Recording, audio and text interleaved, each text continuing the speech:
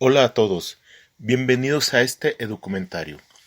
En esta ocasión abordaré el tema de la resiliencia y me permitiré esbozar una propuesta para trabajar con ella. Para tal efecto dividiré mi comentario en dos partes. En una primera parte ofreceré algunos referentes teóricos para entender el campo donde nos estamos metiendo y en una segunda parte abordaré el método de estudio de casos. Para esta primera parte voy a partir de una hipótesis teórica. Esta hipótesis teórica nos dice que a menor nivel de indefensión aprendida, mayor nivel de resiliencia. Vamos a desglosar los referentes teóricos al respecto para poder entender esta hipótesis. Sabemos que ahora que regresamos del periodo vacacional de Semana Santa, nos encontramos con la sorpresa de que la Secretaría de Educación Pública, con esa gran habilidad que le caracteriza de improvisar, nos trae la idea de que ahora los maestros deben de trabajar también la resiliencia, ¿sí? Obviamente, igual que en educación socioemocional, no nos ofrecen elementos para hacerlo. Y sin embargo, nos pueden a trabajar sobre la resiliencia. ¿Pero qué es la resiliencia? La resiliencia es la capacidad para enfrentar las situaciones adversas con resultados positivos. Esta definición es básica, palabras menos, la encontrarán ustedes en múltiples definiciones. Sin embargo, no sé lo mismo con las teorías, lo que encontramos por ahí de manera recurrente, de manera reiterada, características y nos hacen listados de características. Entre esas podemos ver, ¿sí?, cuestiones como ser creativo, practicar el mindfulness o conciencia plena, ver la vida con objetividad, rodearse de personas que tienen una actitud positiva, etcétera, etcétera, etcétera. Por otro lado, algunos hablan de pilares diciendo que son las características esenciales de la resiliencia. Y ahí vemos también algunos elementos, por ejemplo, autorregulación emocional, capacidad de relacionarse, actitud positiva y optimismo, moralidad ética y coherencia, etcétera, etcétera, etcétera. Estas características, estos pilares, estas a veces definiciones que nos ofrecen sin mucho sustento, nos llevan a cuestionar ¿de qué estamos hablando cuando hablamos de resiliencia? ¿Cuáles son las teorías que nos hablarían de cómo incrementar el nivel de resiliencia? ¿Sí? En ese sentido, vemos que si hacemos un rastro de esas características que hablan de resiliencia, nos queda la duda si realmente hablamos de un proceso psicológico de tipo cognitivo, o nos queda la duda si hablamos de un proceso psicológico de tipo emocional, ¿sí? O nos queda la duda si estamos hablando de una capacidad o de una actitud, o de una visión sobre la vida, o inclusive algunos hablan de habilidad social, inclusive otros meten a las cuestiones morales y hablan de una personalidad moral. Todo esto nos lleva a la idea y a entender que la resiliencia no es un campo 100% estructurado con teorías suficientemente fuertes. En ese sentido, en este caso quiero yo partir de una situación, de entender que cuando el ser humano se enfrenta a condiciones adversas, normalmente siempre aparece el estrés. Y una variable que está relacionada con el estrés y que explica el estrés en gran medida es la indefensión aprendida. A partir de ahí entra la hipótesis que hemos estado manejando. ¿Y cómo vamos a entender la indefensión aprendida? Pues la indefensión aprendida es un estado psicológico que se manifiesta cuando una persona comienza a sentir que es incapaz de modificar alguna situación, comportamiento o estado mediante sus conductas. En otras palabras, la persona cree que no puede hacer nada para cambiar la situación. Si ustedes se fijan de entrada, esto ya sería el punto opuesto de lo que sería la resiliencia. La indefensión aprendida nos lleva a identificar varios déficits. Si por un lado hay un déficit motivacional en la persona que tiene indefensión aprendida. ¿Y qué es este déficit motivacional? Que cuando la persona se encuentra ante un daño inminente o la amenaza de ese daño, el individuo acepta pasivamente el daño y no realiza acciones para escapar o afrontar esa amenaza. O sea, no realiza nada, ¿sí? También se encuentra un déficit cognitivo. ¿En qué sentido? En que el individuo aprendió que sus respuestas a las demandas o exigencias no tienen relación alguna con los resultados obtenidos. En otras palabras, si yo puedo creer que me he esforzado mucho por algo y sin embargo no consigo nada, o al revés, a veces no hago nada y consigo mucho, o sea, no hay una relación entre lo que yo haga y lo que logre. Esto nos lleva a un punto central que se le integra a la teoría de la indefensión aprendida en una segunda reformulación, que son las atribuciones causales. Y entonces nos dicen aquí que obviamente para entender esto de la indefensión, los individuos hacen o aprenden las relaciones que dan entre respuestas o acciones que realice y los resultados que logra. Y el problema de esto es que los sujetos, alumnos, individuos, atribuyen causas a esas relaciones. ¿Por qué a pesar de que no esforcé, sí logré buenos resultados? O a la inversa, ¿por qué a pesar de que me esforcé, no logré buenos resultados de una u otra manera? Es porque ellos atribuyen causa. Estas causas pueden ser internas o externas. Internas si se las atribuimos a la propia persona. Externas cuando se le atribuimos a cuestiones externas al propio sujeto, valga la redundancia. ¿Sí? Pongo un ejemplo muy rápido con alumnos. Estamos hablando que un alumno reprueba y dice, bueno, ¿a qué se deba que reprobó? Unos dirán, es que no me organicé adecuadamente y no estudié con tiempo. Eso es una atribución causal interna. Pero otros dirán, es que le caigo mal al maestro y por eso me reprobó.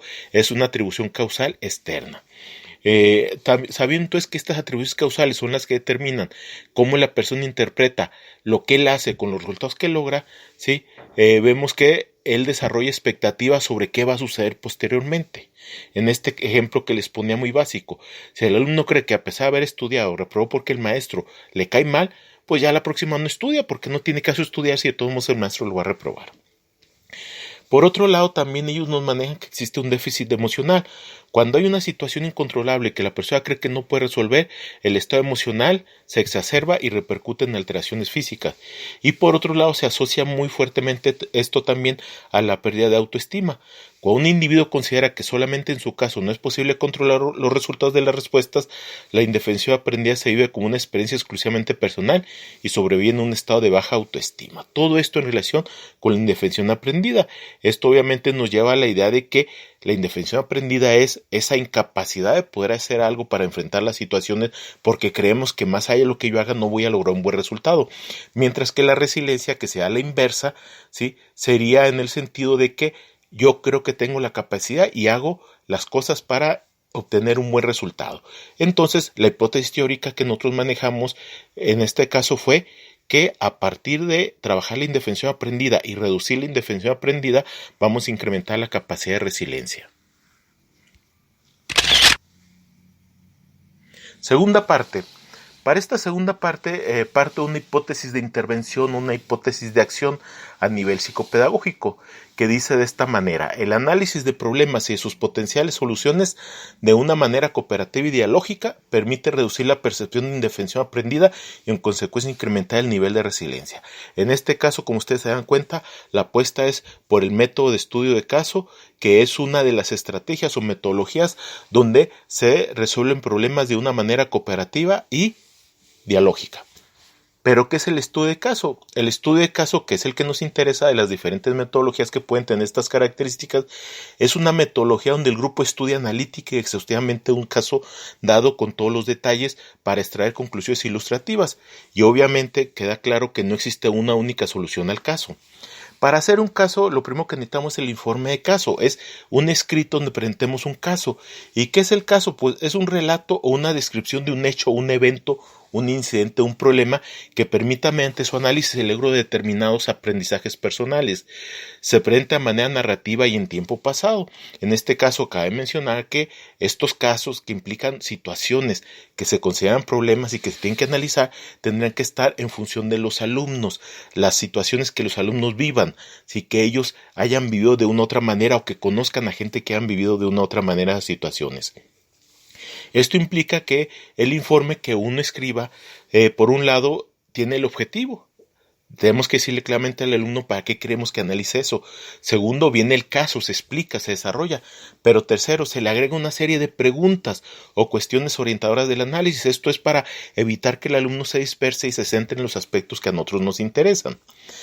¿Qué tipo de preguntas son las que debemos de hacer en un estudio de caso? Esto, aclaro, hay una pequeña modificación que hice a las ideas originales que nos dan algunos libros de metodología de estudio de caso, porque lo estoy ajustando a trabajar lo que es las creencias que están detrás de la indefensión aprendida.